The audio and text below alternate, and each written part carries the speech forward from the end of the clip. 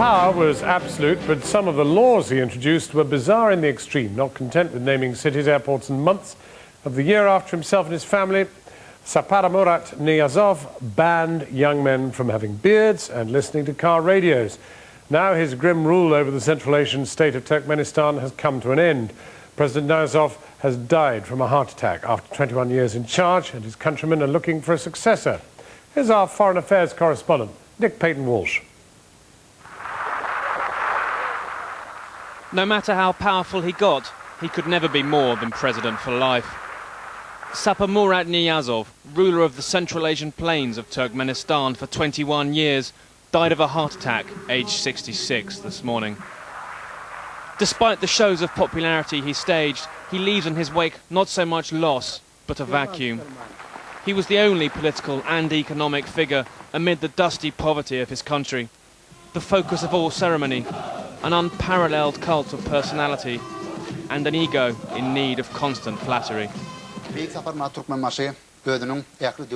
At 11 a.m, state TV tersely announced the news. The image is the same, but this time in mourning, not worship.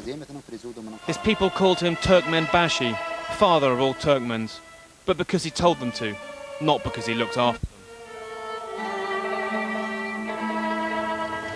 The old Soviet Guard in Moscow paid their respects at a monument to Stalin, one leading ultranationalist, also a fan of Saddam Hussein.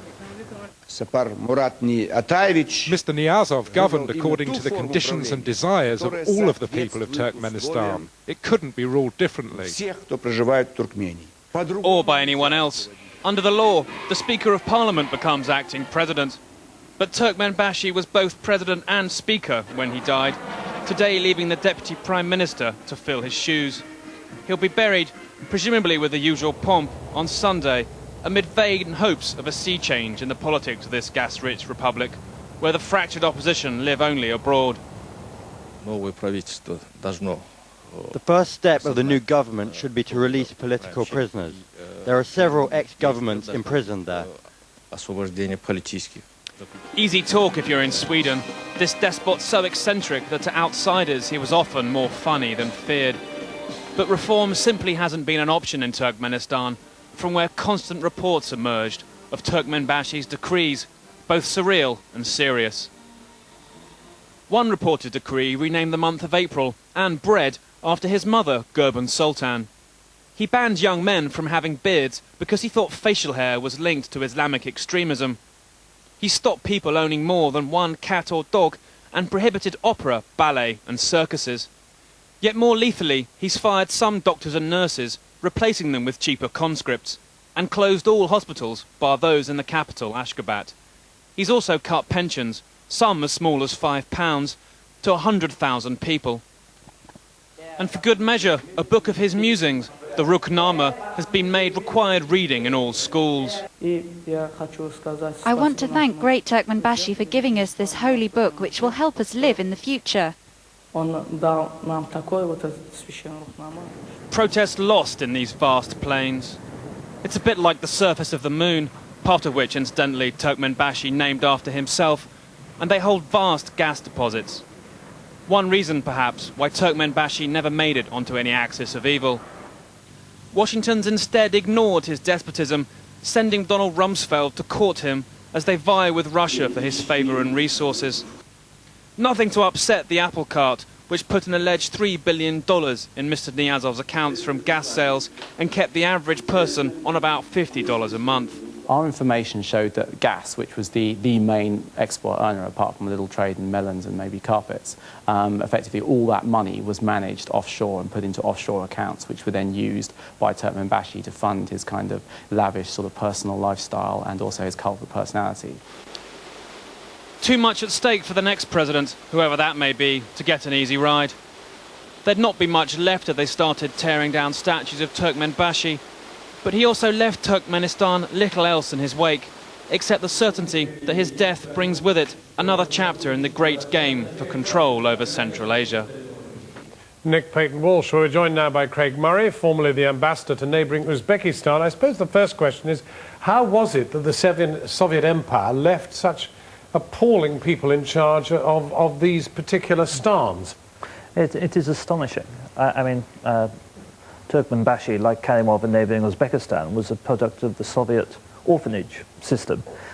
He was trained up through the party, became leader of the Turkmen Communist Party in 1985, and has been with us ever since. I mean, he wasn't literally an orphan because he named April after his mother. Yes, his mother and father died while he was young, but he obviously knew who they were. He named one of the days of the week after his father as well. From these rather grim and this laundry list of sort of absurdity that Nick Payton-Walsh spelt out, what are the chances that this will be a moment of transition to anything better? It's very difficult, partly because, like Stalin, he was always intent on eliminating any possible opposition. So for decades, there were purges of anyone who looked capable. Nearly everyone who could do a good job has fled abroad. There's no free media, there's no democracy, it's a one-party state. There are really very limited mechanisms for anyone to come up and take control. So it's unclear how the transition is going to work. We saw Donald Rumsfeld there. We know that Americans have bought gas, but I mean, they don't have any influence, presumably. Very little, but there will be great excitement in both the Kremlin and the White House today. Turkmenistan has the 4th largest reserves of gas in the world. The question is how to get them out, and the building of pipelines through the Caspian or over Afghanistan.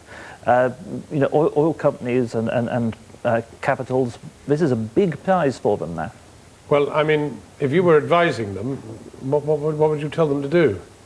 I think the state must be unstable. It's been based on this extreme cult of personality and based on the rule of a single powerful man. I think everyone has got to work to try and bring an element initially of media freedom, followed by an element of democracy in order to try to stabilize the situation. Any worthwhile exiles who could go back?